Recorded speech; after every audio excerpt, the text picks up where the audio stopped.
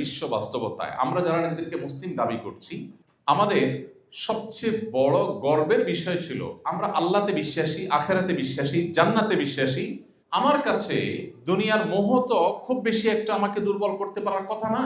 দুনিয়ার সব কিছু যদি আমাকে দিয়ে দেওয়া হয়, আমি জানি এখানকার কোনো প্রাপ্তির নিশ্চয়তা নাই, তৃপ্তির স্থায়িত্ব নেই, কোনো প্রাপ্তির নিশ্চয়তা নাই। আমি সুখী হব কোনো গ্যারান্টি আছে? আমি পৃথিবীর সবচেয়ে বড় পাওয়ারের মালিক হয়ে গেলাম, সবচেয়ে বেশি অ্যাসেটের মালিক হয়ে গেলাম, তাতে কি আমার সুখের গ্যারান্টি আছে? নেই। হতে পারে অন্য কোনো দুঃখ হবে, ফিজিক্যালি আমি অন্য কোনো অসুস্থ হয়ে যাবে, ক্যান্সার হয়ে যাবে, অন্য কিছু হয়ে যাবে। তাহলে এখানকার শান্তি প্রাপ্তির কোনো নিশ্চয়তা নেই। আর যদি আমি পেয়েও যাই, ঠিক আছে, সবকিছু আমি এনজয় করছি, গুড, এটার তৃপ্তির কোনো স্থায়িত্ব নাই। আমার মৃত্যু আসলে আমাকে চলে যেতে হবে সব রেখে। তাহলে ইমানদার দুনিয়ার জন্য চেষ্টা করবে, কিন্তু এরকম হবে না যে তার আখেরাত বরবাদ করে দিয়ে, জান্নাত বরবাদ করে দিয়ে, আল্লাহর অসন্তুষ্টি নিয়ে হলেও তার দুনিয়া চাই, টাকা আমাকে লাগবেই লাগবে, তাতে আমার আদর্শ যাক, হালাল হারাম বাজ বিচার না করে হলেও, আল্লাহ নাখুশ হলেও, জাহান্নামে যেতে হলেও আমি হারাম করব, আমি কোম্পানির ফাঁকি ঝুঁকি দিব, আমি 2 নম্বরের পথে উপার্জন করব, যেই ইনকামটা আমার জন্য অ্যালাউড না সেটাও আমি কামাই করব, আমি অবৈধ পথে উপার্জন করব, আমি ভোক্তাকে ক্ষতিগ্রস্ত করব, আমি মিথ্যা করব, প্রতারণা করব, তারপর দিন শেষে আমার টাকা চাই। এর নাম হলো দুনিয়ার মোহ। আর এর বিপরীতটা হলো কি? দুনিয়া অবশ্যই চাই। আল্লাহ বলেছেন, ওয়ালা তানসা নাসিবাকা মিনাদ দুনিয়া।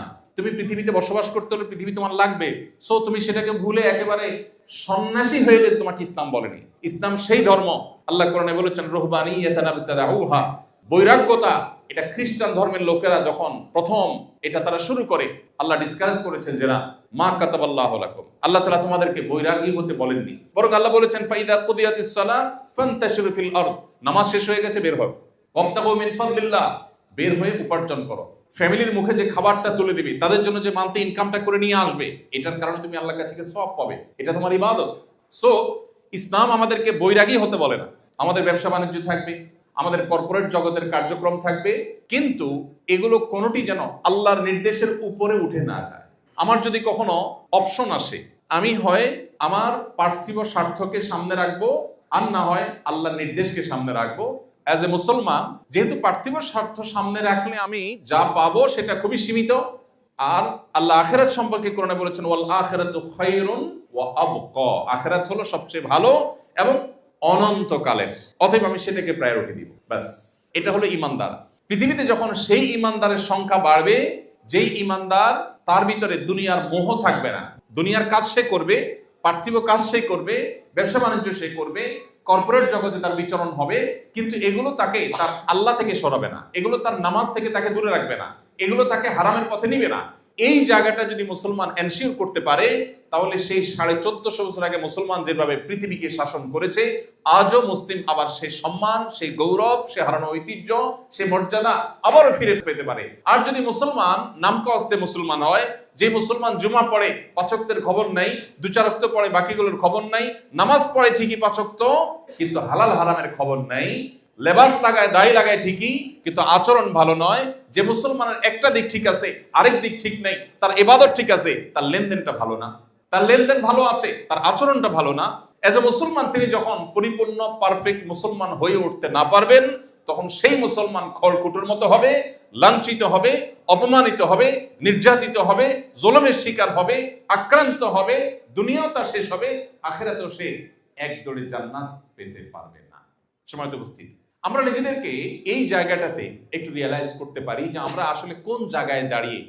আমি আমাদের একজন স্বনামধন্য স্কলার, আমাদের উস্তাদতুল্য ব্যক্তিত্ব ডক্টর খন্দকার আব্দুল্লাহ জাহাঙ্গীর একটা উক্তি কোট করতে চাই। আপনারা অনেকে স্যারকে চিনে থাকবেন, অনেক আগে, বেশ কয়েক বছর আগে রোড অ্যাক্সিডেন্টে মারা গেছেন, ইসলামী বিশ্ববিদ্যালয় কুষ্টিয়ার প্রফেসর ছিলেন। ডক্টর খন্দকার আব্দুল্লাহ জাহাঙ্গীর রহমাহুল্লাহ বলতেন, আমাদের দেশে মুসলমান 2 প্রকার, এটা স্যারের ভাষা। উনি বলতেন মুসলমান 2 প্রকার, একটা হলো সেকুলার মুসলমান, একটা হলো রেগুলার মুসলমান। সেকুলার মুসলমান বলতে সেকুলার শব্দের আপনার প্রচলিত অর্থ উনি বোঝান নাই, ওনার একটা আলাদা মিনিং আছে। উনি বলেন যে সেকুলার মুসলমান বলতে আমি বুঝাতে চাচ্ছি ওই যে এতক্ষণ যে মুসলমানের কথা বললাম, যে ঠিক আছে নামাজ কালাম পড়ি, দাড়িও রাখি, টুপিও রাখি, বাট আচরণটা খুবই নোংরা, বইয়ের হক নষ্ট করি, প্রতিবেশী হক নষ্ট করি, চান্স পেলে কারোর জমির আইল ঠেলে দেই, চান্স পেলে কারোর আমার সহকর্মী তার ব্যাপারে বসকে ভুল তথ্য দিয়ে তার ব্যাপারে বিভ্রান্ত করে দেই, ভালো সাজার চেষ্টা করি, মুনাফিকি করি, চান্স পেলে কোম্পানির ফাঁকি দেই, চান্স পেলে ভোক্তার ফাঁকি দেই, অর্থাৎ আল্লাহর ভয় নেই, বাট আমি নামাজও পড়ি। বা মাঝে মধ্যে নামাজ পড়ি, এটা হলো সেকুলার মুসলমান। কিছু পার্টে ইসলাম আছে, কিছু পার্টে নাই। আর রেগুলার মুসলমান হলো সিরিয়াস মুসলমান, যার জীবনের সবকিছুকে সে আল্লাহর সামনে সমর্পণ করে দিয়ে বলেছে, ইন্না সলাতি ওয়া নুসুকি ওয়া মাহইয়ায়া ওয়া মামাতি লিল্লাহি রাব্বিল আলামিন। আমার সালাত, আমার কুরবানি, আমার হজ, আমার জীবন এবং আমার মরণ সবকিছু আল্লাহর সামনে আমি সমর্পণ করলাম। এর নাম মুসলমান, এর নাম মুসলমান। এ হলো সিরিয়াস মুসলমান।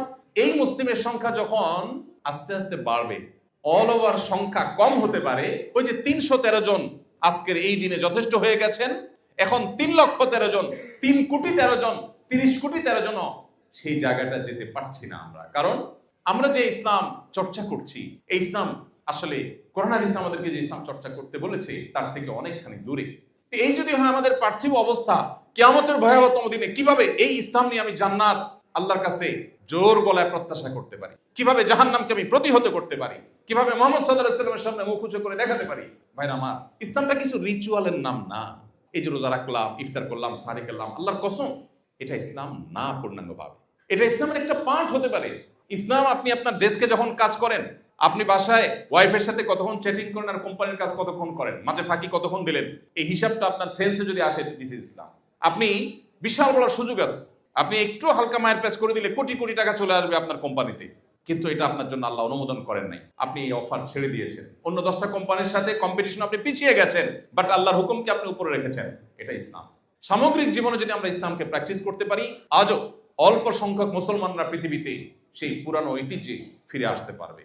রমাদান আমাদেরকে সেই বার্তা দেয়, আমরা সেই বার্তা গ্রহণ করি না। আমাদের কাছে দুনিয়ার মোহটা অনেক বেশি আমাদেরকে আবিষ্ট করে ফেলেছে। যার আখিরাতে বিশ্বাসী নেই, সে দুনিয়ায় সবকিছু তার কাছে। তার সাথে আর আপনার সাথে এই জায়গায় মৌলিক পার্থক্য আছে। আপনার জন্য মানায় না তার সাথে কম্পিটিশন করা পার্থিব বিষয়। এই জায়গাটাতে আমাদের নিজেদের আত্মপরিচয়টাকে নতুন ভাবে খোঁজার, উপলব্ধি করার, আবিষ্কার করার চেষ্টা আমাদেরকে করতে হবে। আল্লাহ আমাদের সবাইকে সে তৌফিক দান করুন।